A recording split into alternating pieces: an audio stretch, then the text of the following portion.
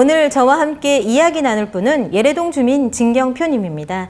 진경표님은 예래동에서 나고 자란 토박이이고 부모님께 물려받은 땅을 찾기 위해 벌써 15년째 애쓰고 있습니다. 개발의 주체는 누가 되어야 하는 걸까? 수익과 이익을 최대로 남겨야 하는 기업이나 국가일까요? 아니면 진행 과정에서 개발의 영향을 가장 많이 받는 지역 주민일까요? 오늘 진경표님의 이야기를 들으며 여러분들도 이 질문에 답해 주시기 바랍니다. 제주순정TV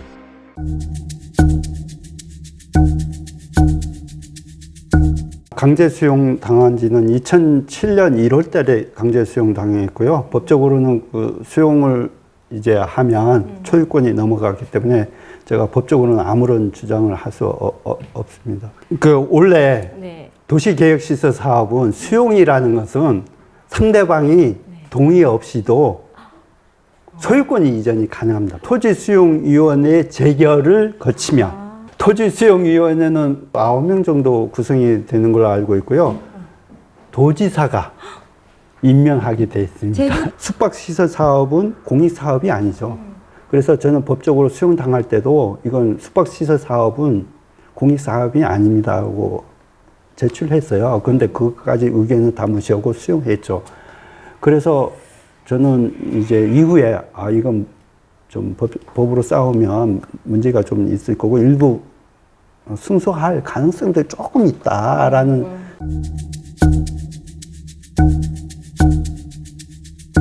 그 2015년 3월 대법원 판결을 잠깐 읽어보자면 예래 휴양형 주거단지 사업 인가처분은 그 하자가 명백해서 당연히 무효이고 이에 기초한 토지 수용 재결도 무효이다라고 얘기합니다. 도시계획시설 중에 뭐 여러 가지 시설이 있습니다. 그 중에 유원지도 도시계획시설이고요. 지정을 하는 건 행정당국의 법적 권한입니다. 근데 이게 다 공간시설이라서 누구나 자유롭게 이용 가능한 시설입니다. 공원은 소득이 높거나 낮거나 그리고 지위가 높거나 낮거나 하는 사람들이 자유롭게 상관없이 자유롭게 가는 거 아닙니까? 수용 재결 취소 청구의 소송에서 대법원이 판결한 거는 뭐냐면 유원지 시설에 맞지 않은 시설들이 들어있다는 거죠. 숙박시설, 관광 호텔, 특급 호텔, 특급 호텔이요? 카지노 호텔. 카지노요? 예. 그리고 이런 것들이 서민들이 이용이 가능한 시설일까요? 카지노 저는 안 가죠. 저는 특급 홀때도 못 갑니다. 저도. 그러면 제가 생각해도 그곳은 공공성이 담보되는 그런 곳이 아니게 되는 거네요. 그렇죠. 유원지 정의에 위배되니까 명백하고 중대한 하자가 발생한 거예요. 그래서 제가 열불 납니다. JDC한테. 화가 엄청 나는데요. 그 대법 판결 이후에요? 예.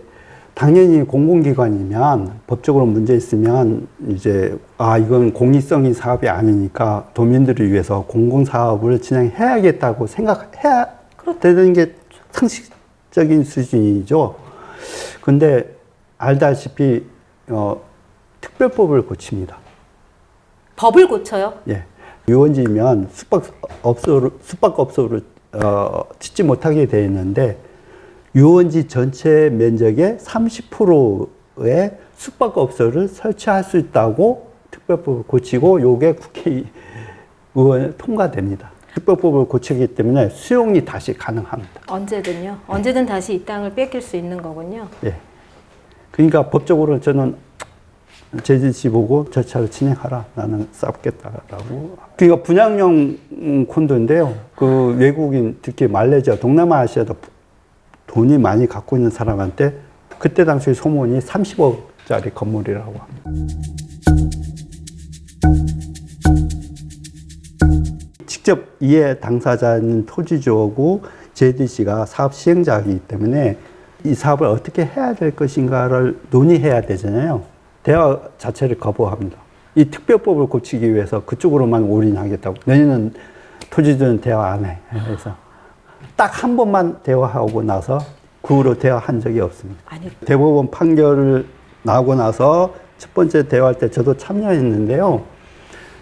JDC 측의 논리는 일정합니다. 대법원 판결은 법적으로 앞으로 이 사업을 못하니까 앞으로 제도 개선을 통해서 그 제도 개선이라는 게 뭐냐면 유원지 내에 30% 이내 숙박업소를 짓겠다. 이것을 제도 개선이라고 얘기하는 거고 그것을 통과하면 여러분들하고 대화하겠답니다. 근데 통과되고 나서도 대화가 없습니다. 아주 이렇게 무시. 예, 무시당한 거죠.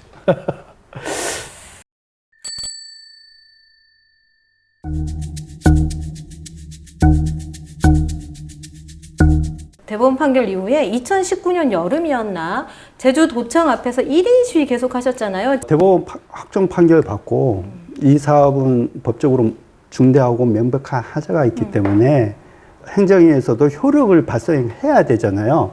무효 효력이 발생하기 위해서는 도시계획시설 사업들은 전부 절차상으로 고시화하게 되고 이 고시화함으로써 효력들이 발생해요. 네네. 투자유치과의 유원지가 담당하는 부서입니다. 네. 알다시피 유원지라는 것은 투자를 유치해서 하는 것이 아니라 그렇죠. 주민들의 복리시설, 공공성을 담보하는 시설이기 때문에 일반 기업, 민간 기업들은 수익성이 없기 때문에 하지 못하는 사업입니다. 그렇죠. 그러면 투자 유치과가 아니라 어디가 어느 부서에 있어야 정상적일까요? 지금도 투자 유치과에서 관리하고 있고, 그러니까 이거는 앞으로도 도에서도 유원지 사업을 수익 사업으로 계속 진행하겠다는 뜻이죠. 헬스케어 타운 있죠. 네네. 그리고 신화 역사공원도 있죠. 그렇죠. 거기가 뭘까요? 거기도 유원지인가요? 그렇죠. 유원지라고 하고 지금 그런 개발들을 그러니까 분양형 주거시설이 있고 아파트 다 주거시설을 들였었죠. 원래 유원지는 이게 못 들어섭니다.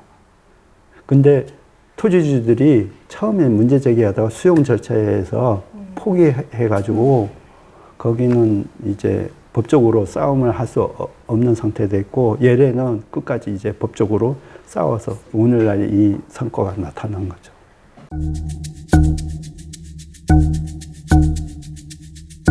공익사업을 위한 토지 등의 취득 및 보상에 관한 법률 네. 24조랑 48조를 좀 잘 봐봐라. 네. 그 내용을 보면 그 행정이나 JDC의 위반 사항을 정말 잘 볼 수 있다, 확인할 수 있다라고 말씀하셨거든요. 예.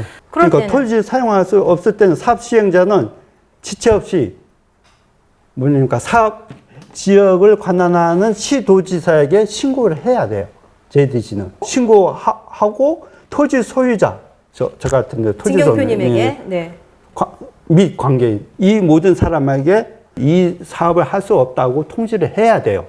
그래야 토지 소유주는 이 통지를 받고 아 땅을 찾을 수 있구나 재산권을 행사할 수 있죠. 네.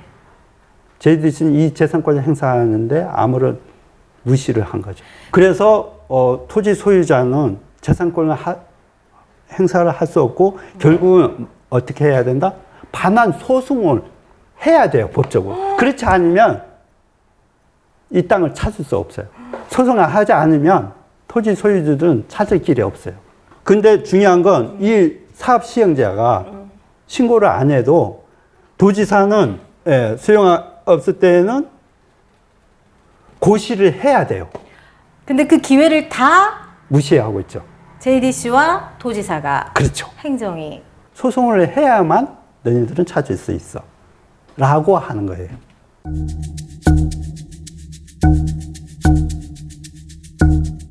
예래 휴양용 주거단지를 이제 사업을 못하면서 버자 그룹하고 합의를 봤죠. 그죠. 합의금이 얼마일까요? 언론에 보도하기를 약 3천억 원이라고 해요. 예. 3천억 원이 뭐 다 이렇게 받은 건 아니겠죠? 그 중개 금액이 한 1,250억이라고 그 JDC는 원래 이 사업을 하면 법적으로 얼마 그 우리나라 은행권에 예치를 해야 돼요. 그게 한 제가 알기로는 500억 미만인 걸 아는데 결국은 이 돈을 예치하고 나서 소유권은 JDC에서 버자로 넘어갔어요. 네. 근데 버자에는 돈을 한 푼도 안 들이고 소유권을 받았죠. 그리고 공사는 뭘 했을까요? 건물 짓는 데만 공사가 했죠. 그 건물도 자기네 돈이 아니에요. 누구 돈이에요? 우리나라 은행, 농협, 신한금융 등등 한 1,600억 정도의 대출을 받아요. 그 돈으로 공사를 했어요. 근데 버자는 돈 벌었고 JDC 논리는 뭐냐면 개발했으니까 땅값이 상승하니까 땅값 상승분을 내놔라. 토지주들한테요? 돈 예. 내놓으라고요? 예. 유이익비. 이익이 있다는 뜻인데요. 지가 상승이 있다는 거, 유익비를 내놔라. 또 하나는 제가 토지 수용 금액을 수령했죠. 일부러. 네. 그동안에 너네가 돈을 썼으니까 이 돈에 대한 이자를 내라. 근데 소유권도 안 주면서 너네는 개발 이 땅값이 상승했으니까 이익금 내고 얼마 내놓으래요? 땅값을 아, 상승한 그렇게는- 만큼 아이고 무서워라. 그 금액은 아주 큽니다. 아휴 무섭다. 예.